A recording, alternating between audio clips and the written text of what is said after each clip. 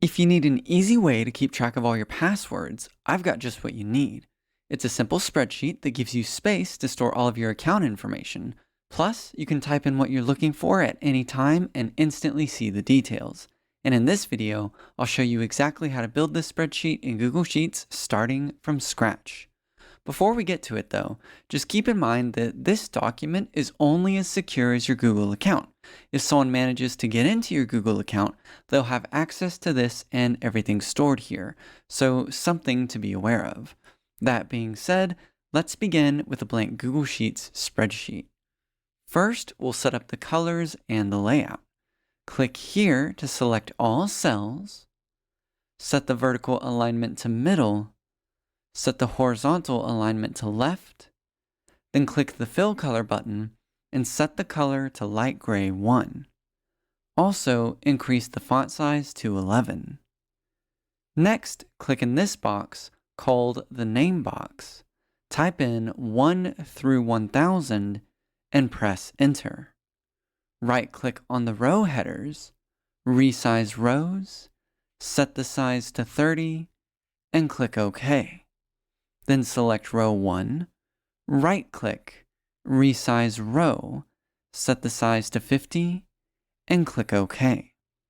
Also, set the fill color to dark blue 2, change the text color to white, bold the font, and increase the font size to 16. Then select cell B1 and type in Password Keeper. Awesome! Now let's adjust the column widths. Select column A, right-click, resize column, set the size to 50, and click OK. Select column B, hold Control or Command if you're a Mac user. Also select columns E, G, and M. Right-click, resize columns, set the size to 30, and click OK. Select column C, right-click, resize column, set the size to 150, and click OK. Select column D, hold Control, also select columns H through L, right-click, resize columns, set the size to 200, and click OK. Then select column F, right-click, resize column, set the size to 50, and click OK. Great! Go ahead and turn off the grid lines by going to View, Show, and uncheck grid lines. Then select the range B3 through E13, bold the font, go to Fill Color, and select Reset. Then click the Borders button, change the color to dark gray 1, and click this to apply an outer border. Next, select cell D4, set the horizontal alignment to center, then click the Fill Color button, and click the plus to create a custom color. Enter the hex code EEF7FF and click OK. This should give you a light blue like this. Once you have it, click the Borders button, change the color to light blue 2, and apply an outer border. After that, select cell D6, set the horizontal alignment to center, set the fill color to light gray 3, then click the Borders button, change the color to gray, and apply an outer border. Then copy the cell, select D8 and paste, select D10 and paste, select D12 and paste. Awesome! Now let's design the data table on the right. Click in the Name box, type in G3 through M, and press Enter. Go to Fill Color and select Reset. Then click the Borders button, change the color to dark gray 1, and apply a left, top, and right border like so. Then select cell H4 and type in Description, then username, password, URL, and notes. And if you want to label these something different, you can totally do that. It's up to you. Either way, once you have your table headers, select them and bold the font. Then click the Borders button, change the color to dark blue 1, and apply a bottom border. After that, click in the name box again and enter H5 through L and press Enter. Then click the Borders button, change the color to light gray 2, and apply an inner horizontal border and a bottom border. Then I want you to enter a few pieces of sample data like so. You can always change these later, but we do need a few records for now to help us validate the formulas that we're going to add in just a little bit. Then once you have some sample data, you're ready to complete the lookup box on the left.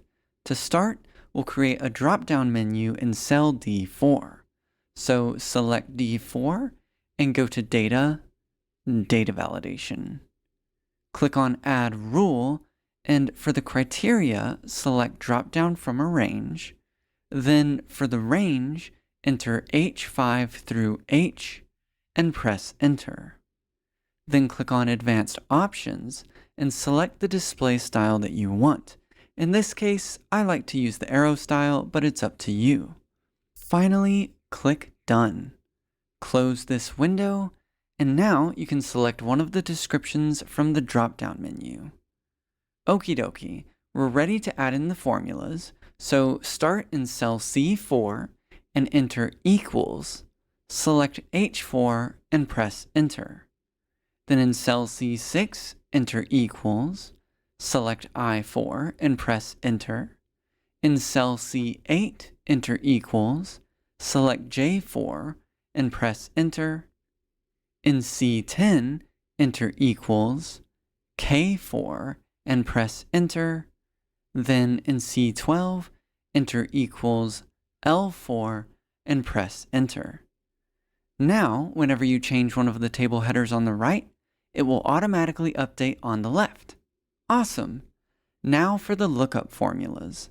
Start in cell D6 and enter the following. Equals X lookup function, D4, next argument, H5 through H, next argument, I5 through I, next argument, quote, dash, quote, close parentheses, and press Enter. So how does this formula work? Well, the X lookup function looks at the selected description and searches for it among the descriptions on the right. The H5 through H reference refers to all cells in column H starting from cell H5. And once the X lookup function finds the description it's looking for, it returns the corresponding value from this range here, which refers to all cells in column I starting from cell I5. Now, this last argument is the text character that you want the function to return in the case that the lookup value cannot be found.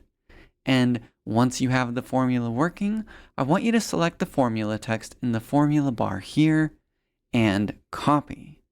Then select cell D8 and paste the formula text. Then in the formula, change the last reference to J5 through J and press Enter. This will force the XLOOKUP function to return the final value from this range instead. And next, select cell D10 and in the formula bar, paste the formula text again. Change the last reference to K5 through K and press Enter. Then select cell D12 and in the formula bar, paste the formula text and change the last reference to L5 through L and press Enter. Awesome! You now have a password keeper that you can access and use pretty much anywhere. And if you enjoyed this video and want another awesome build, then watch this video next, and I will see you there.